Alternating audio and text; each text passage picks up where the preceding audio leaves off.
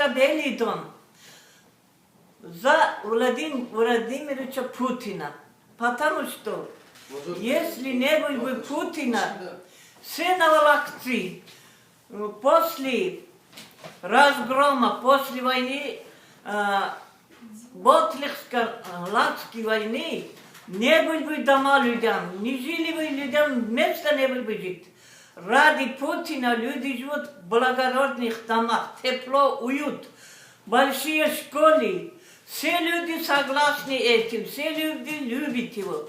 В сторону, где Навалак строит, я всех знаю, все за Путина идут. И я Аксакал, Айшат Уруджева, дочка фронтовиков, который отец мать умер в войне, пришла сюда в Белый дом, где Путину, который за Путина слово сказать, что я люблю за Путина, мою семью 6 человек тоже за Путина идет.